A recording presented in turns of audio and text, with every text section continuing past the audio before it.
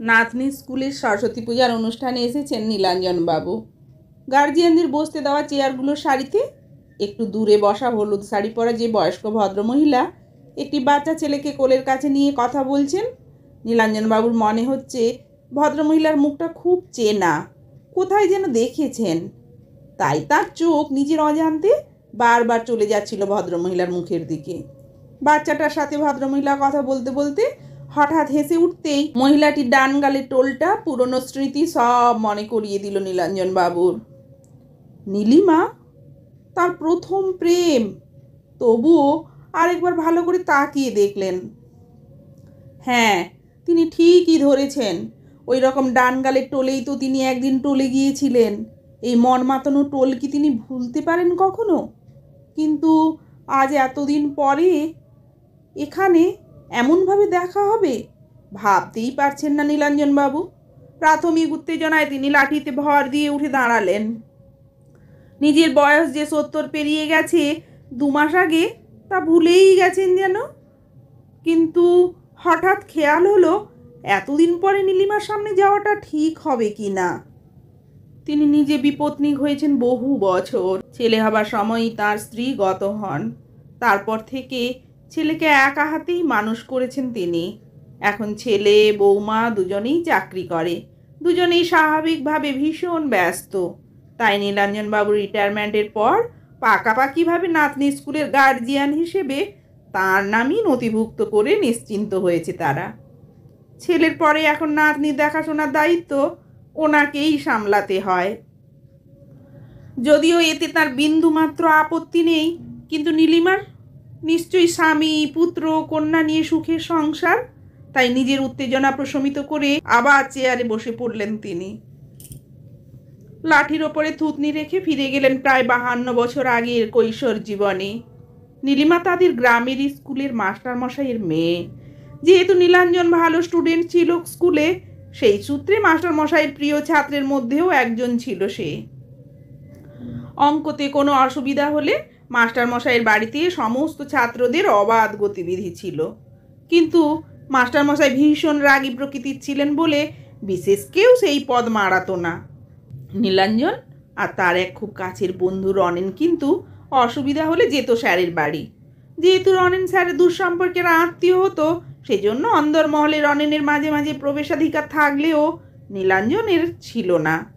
রনেনের মুখে নীলিমার কথা টুকটাক শুনলেও সেভাবে সামনাসামনি আলাপ করার মতো দেখা হয়নি তাদের। যদিও সত্যি বলতে কি, ওই কিশোর বয়সে মেয়েদের প্রতি যে অতি আগ্রহ ভাবটা থাকে সেটা নীলাঞ্জনের ছিল না। ঘরেই বসে অঙ্কের জটিল সমস্যার সমাধান করতে ব্যস্ত থাকত।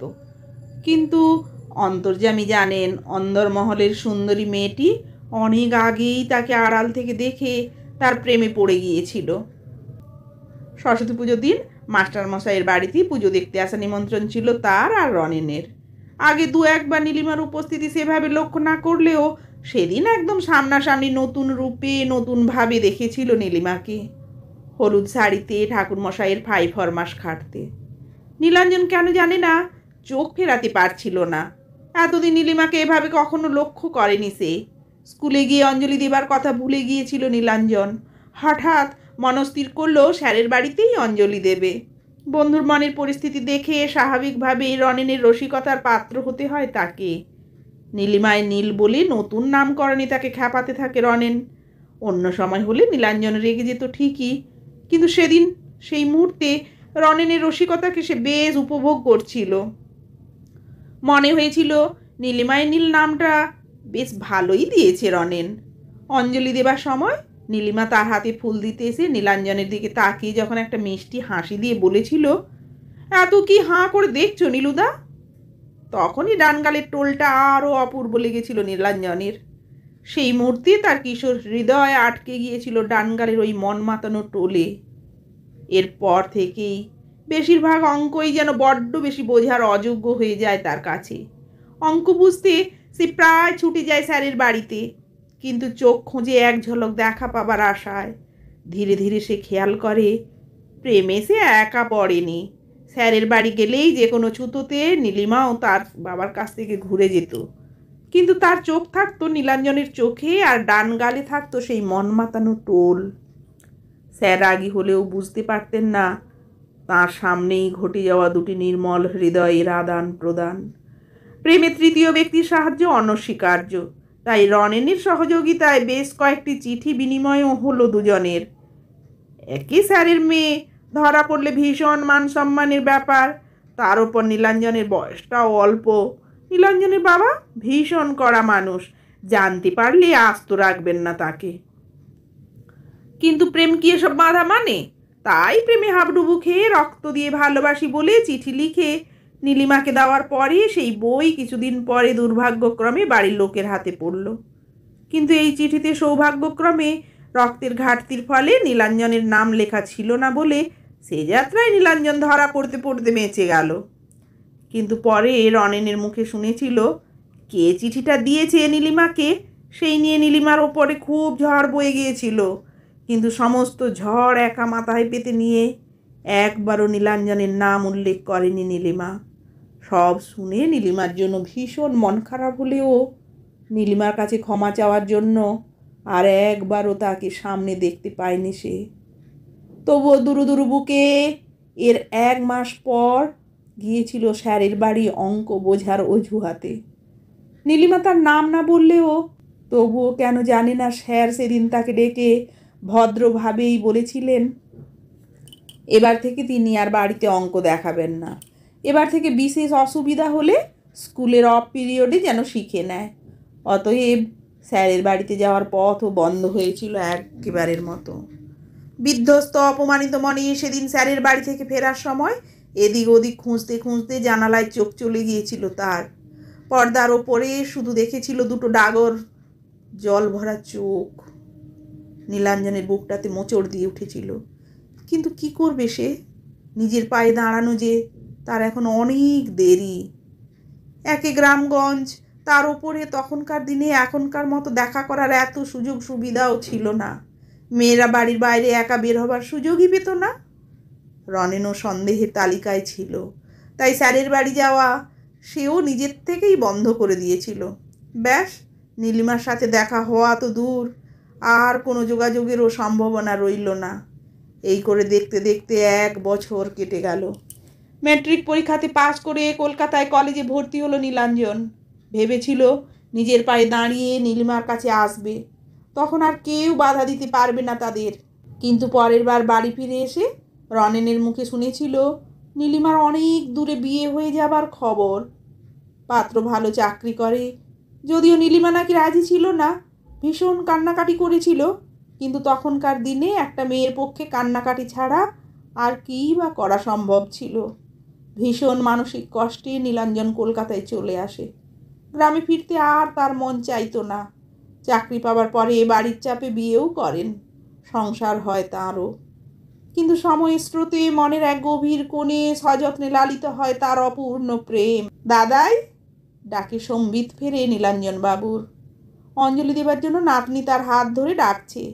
বাম দিকে চেয়ারে লক্ষ্য করলেন নীলিমা নেই সেখানে। পুরনো স্মৃতি নিজের অজান্তে চোখের কোণ ভিজিয়েছিল মুহূর্তে। সবার অলক্ষ্যে চোখের জল মুছে একটা দীর্ঘশ্বাস ফেলে এক হাতে লাঠি আর এক হাতে নাতনির হাত ধরে পূজা মণ্ডপের দিকে এগিয়ে গেলেন তিনি। মণ্ডপে গিয়ে দেখলেন ঠাকুরমশাইয়ের কাছ থেকে ফুলের সাজি নিয়ে সবাইকে ফুল দিচ্ছে নীলিমা। মনটা আবার ভালো লাগায় ভরে গেল তার। বেশ লাগলো নীলাঞ্জন বাবুর। ঠিক সেদিনের মতো আজ এখানেও পুষ্প বিতরণ দেখে পুরনো স্মৃতি চোখে ভাসলো আবারও।